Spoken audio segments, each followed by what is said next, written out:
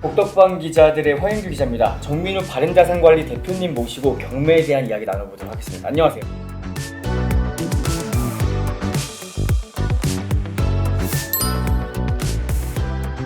대학생들도 많이 하고 있고요. 직장인분들도 그룹 스터디 이렇게 하시는 분들도 많고, 은퇴 이후에 뭐 월세 조금이라도 이렇게 받아보시려는 분들이 실제로 경매 법정에 많이 오시고 있어요.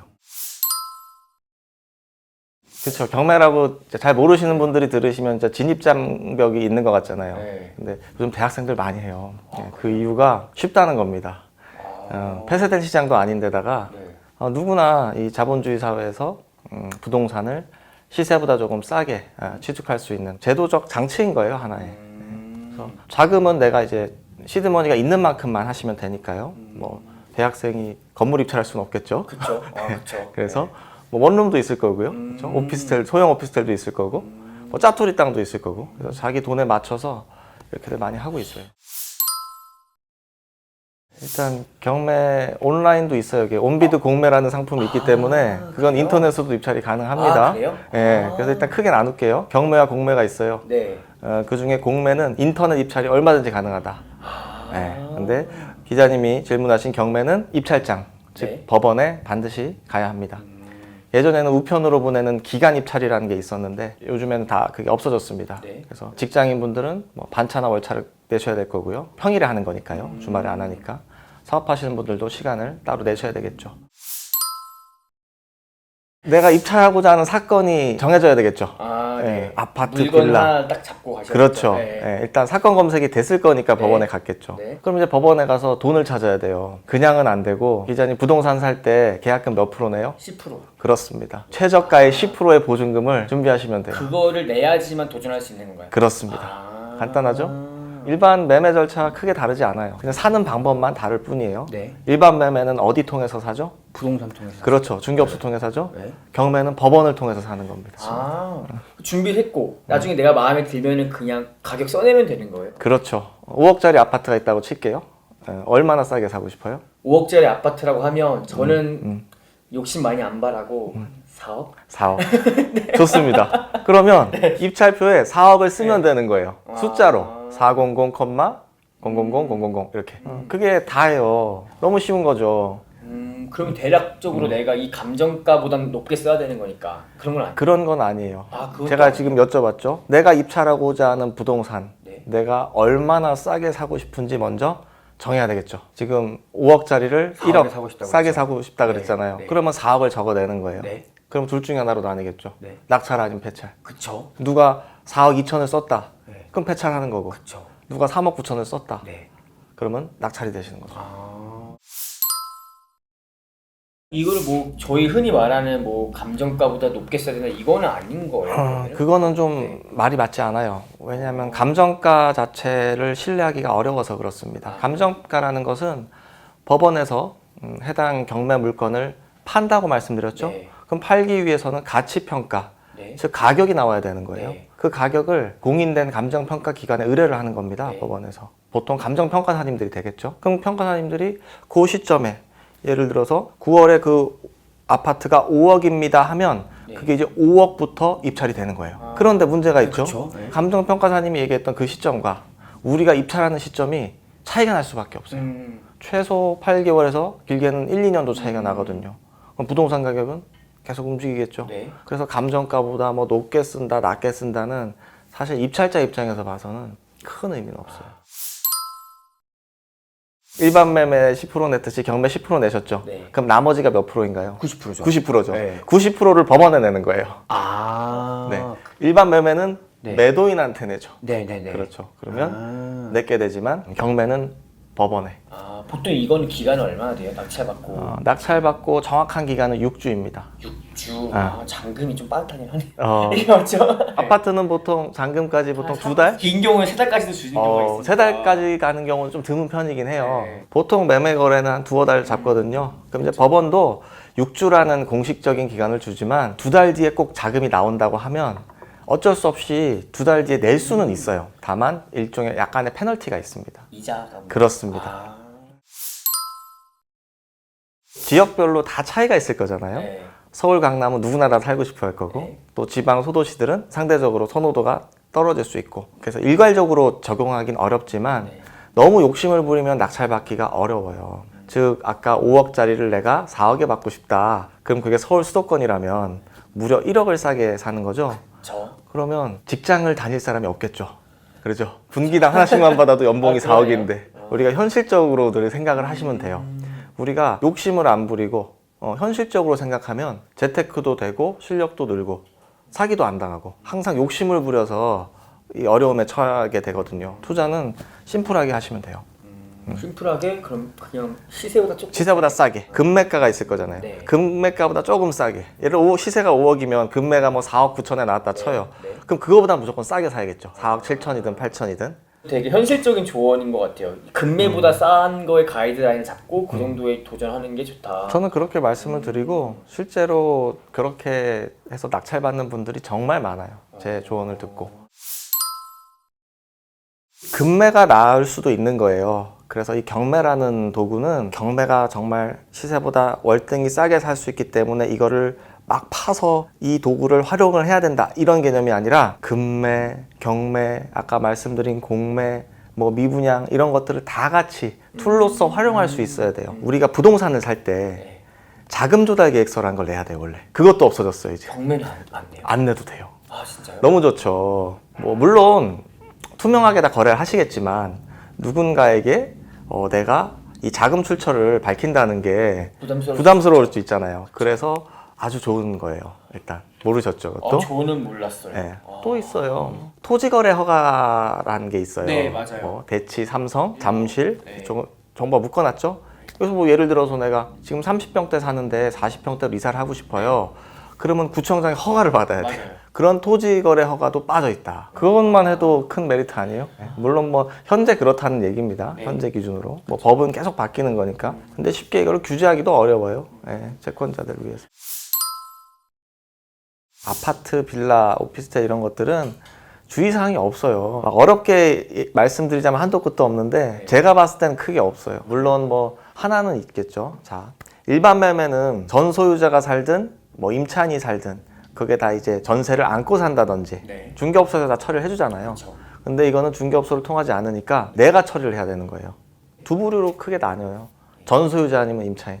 이분들을 내보내는 일이 하나 남았죠. 그건 어려운 것은 아니고 법원에 신청서를 내면 돼요. 제가 낙찰 받았고 나머지 잔금 90%를 낸 소유자입니다. 그럼 이제 판사님이 보시고 너 소유자 맞네.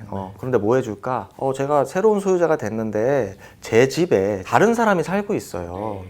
이 사람을 내보내 주세요 라고 판사님한테 신청서를 내요. 그럼 그걸 보시고 그래 이 사람이 권한 없이 점유하는 사람이 맞구나. 어떤 이유 없이 임대차 계약을 맺은 게 아닐 거잖아요. 그러면 너 나가주세요 라고 판사님이 얘기를 해줘요. 그런 경우에는 크게 또 두 부류로 나뉘어요. 첫 번째는 대항력이 있는 경우. 무슨 얘기냐. 말씀하신 대로 전 주인과 전세 계약 만기가 아직 살아 있어요. 그리고 대출을 받을 당시보다 전입이 먼저 빠른 사람을 대항력이 있다고 표현해요. 무슨 얘기냐면 내가 전월세 계약할 때 등기부 때 봤을 때 깨끗했어요. 그러면 경매로 넘어갔다는 얘기는 대출 이자를 안 내서 대부분 넘어가는 거잖아요. 그럼 그 사람은 새로운 낙찰자한테도 대항할 수 있는 거예요. 그러면은 전세 보증금 다 받을 때까지 나 방 못 빼줘 할 수 있는 거죠. 그것까지 빼준다 그러면 그건 말이 안 되는 거니까. 전세 만기 기간까지 살 수 있고. 두 번째 케이스는 대항력이 없는 경우. 대부분 이런 경우예요. 이제. 대항이 없는 경우도 많아요. 더 훨씬 많아요. 근데 이제 많은 분들이 자꾸 있는 쪽에 포커스를 맞추니까 경매가 어렵다 생각하시는데 이렇게 보시면 돼요. 굳이 내가 그냥 이것도 싫다. 그러면 대항력 있는 거니 하지 마세요. 그냥 없는 것만 하셔도 돼. 그냥 깨끗한 거 그냥 뭐 이 그 전 집주인이 살고 있거나 그렇죠. 그런 경우만 그런 경우 되게 많아요. 그렇죠. 그냥 집주인이 살고 있다. 그럼 따질 것도 없어. 그거는 뭐 그냥 편하게 하시면 되고 임차인이 있다 하더라도 대항력이 없는 경우 하셔도 되고 사실 대항력이 있는 경우 하셔도 돼요. 근데 어렵다고 생각하실까 저희들은 이제 봐. 경매 초보자들을 위한 프로니까 대항력이 있는 경우는 그래도 골치 아프니까 그게 무서우면 그냥 없는 경우 해라. 약간 이런 거. 골치 아플 것도 없어요. 왜냐면 있다 하더라도 보증금을 다 받아 나가는 사람들이 있거든요. 그럼 오히려 더 안전할 수 있어요. 가장 위험한 케이스가 임차인이 있는데 보증금을 다 못 받았을 때 그때만 위험할 수 있는 거예요. 근데 그게 열에 한두 건? 근데 포커스를 자꾸 이쪽에 맞추니까 그러니까요. 그럴 필요가 없죠.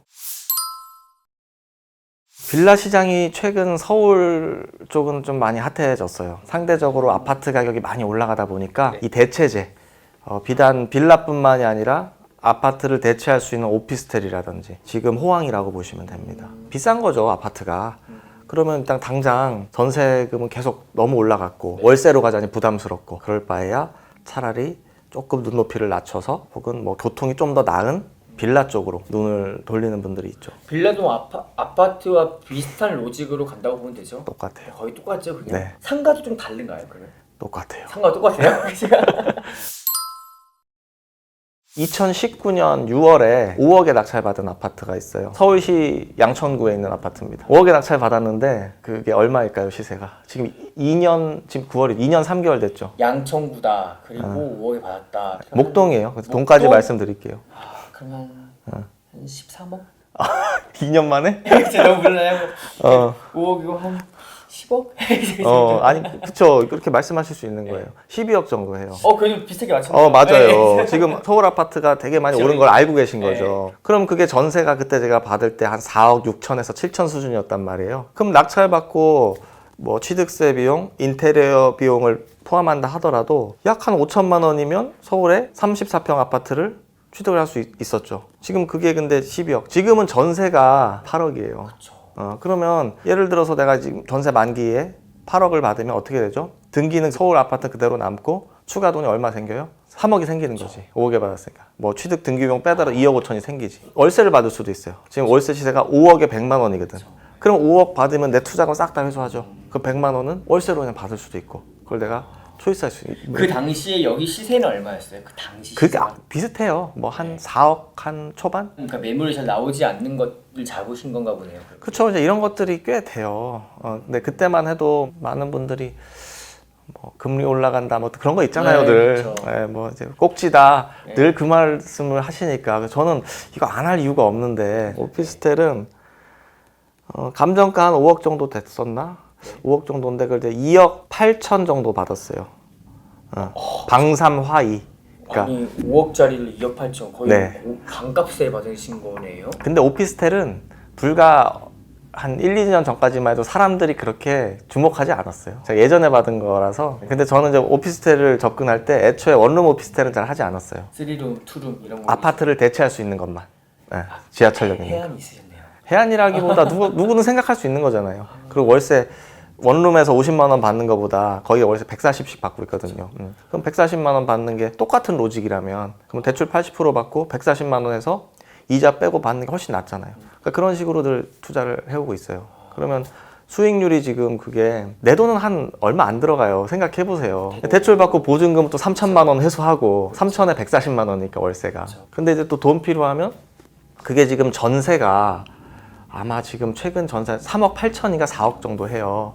그럼 거기서 또 그렇죠? 그러니까 이런 식으로 해놓으면 이게 돌아가기 시작합니다. 이 자산에서 내가 뭐 돈이 필요하면 월세를 전세로 돌려서 투자금을 회수할 수도 있겠죠. 혹은 또 이제 자금이 돌면 다시 월세로 세팅할 수도 있고. 혹시 뭐 오피스텔 말고 그러면 상가도 혹시 상가는 훨씬 많죠. 아 그래요? 너무 근데 막 그 대박 사례만 말씀드리면 저 초보자분들이 많이 보시는데 환상을 가질 수 있으니까 그래요? 적정선에서 할게요. 적정선에서 네, 좋습니다. 네, 너무 환상을 심어주면 안 되거든요. 이게 네. 또 현실과 그쵸. 너무 괴리감이 있으면 안 돼요. 그쵸. PC방을 낙찰받은 적이 있어요. PC방은 많이들 아시잖아요. 한 80여 평 되는데 2억 3천만 원의 낙찰을 받았고요. 월세는 거기서 200만 원씩 받습니다. 수익률이 벌써 1년이면 10%. 그렇죠. 네. 근데 요즘 10% 수익률이면 정말 높은 거예요. 정말 없죠. 네, 근데 상가는 80% 이상 또 대출을 활용할 수 있거든요. 그러면 내 돈이 상가 한 칸 사는데 실제로는 뭐 한 3, 4천만 원밖에 안 들어가는 거죠. 뭐 그런 것들도 있고요. 팁들이 나오는 것 같아요. 조금 그래요? 조금씩. 조금씩 상가를 감이 볼 오나요? 때는 임대료도 체크해보고 금리도 그렇죠. 비교해보고 오피스텔도 마찬가지의 개념으로 맞아요. 전세지 월세인지의 플랜을 좀 짜고 이걸 내가 어떻게 굴릴지의 자금 운용도 한번 생각해보고 말씀하신 대로 부동산별로 체크 포인트들이 네. 정확히 있는 그렇게 거죠. 있네요. 지금 서울 같은 경우는 감정가의 110%, 120%막 이렇게 낙찰되는 경우가 정말 많고요. 예를 들어 120%란 뜻은 감정가가 10억이면 낙찰은 10억에 됐다는 얘기예요. 그래도 시세는 13억이란 얘기죠. 사람들이 그래도 바보가 시세보다 아니잖아요. 싸다는 그렇죠. 거죠. 시세보다 싼 거니까. 또 반대로 상가 같은 경우는 지금 이 팬데믹이 오래 가고 있잖아요. 그러면 어떻게 되죠? 상대적으로 입찰자 수가 줄어들겠죠. 그것도 물론 뭐 도심이라든지 그나마 유동인구가 있는 데는 낙찰가율이 높지만 이런 뭐 외곽, 신도시 이쪽은 아무래도 낙찰가율이 많이 빠지겠죠. 그래서 지금은 반토막 이하로 낙찰되는 상가들이 많아요. 물론 입지에 따라 다르다는 거는 당연히 전제로 그렇죠. 이야기를 네, 드리고요. 오피스텔 같은 경우는 어때요? 오피스텔도 마찬가지예요. 서울은 되게 높고요. 주로 이제 일기 신도시들 사람들이 그래도 편하게 지하철을 조금만 걸어서 이용할 수 있거나 그런 분당, 일산, 뭐 평촌 뭐 이런 좀 높은 편이에요. 그럼에도 불구하고 시세보다는 싸다. 경매를 하기 위해서는 물건 타겟팅이 돼야 되는 거죠. 내가 뭐 입찰할 건지 정확히 결정이 돼야 되고 그 물건이 좀 가슴 뛰는 물건이면 좋겠다. 가슴 뛴다. 네. 어떠한 말씀이신 거예요? 뭐 난 이거 사도 그만 안 사도 그만 이런 물건은 조사할 필요도 입찰할 필요가 없다는 얘기예요. 저는 부동산을 보면 가슴이 뛰는 부동산들이 있거든요. 여기 인터뷰 오기 직전에도 내가 지금 계약을 하고 왔어요. 가슴이 뛰는 부동산. 그래서 그게 가슴이 뛰지 않으면 내가 입찰하러 가지 않을 확률도 높고 입찰하러 갔다 하더라도 좀 애매한 금액을 쓸 확률이 높다는 거죠. 초보자분들이 그런 실수들을 해요. 그냥 나 이거 대면 좋고 아님 말고 그냥 좀 많이 싸게 받으면 좋겠다. 이런 희망회로만 계속 돌리는 거예요. 법원에 가실 때는 반드시 낙찰을 받는다는 그런 각오로.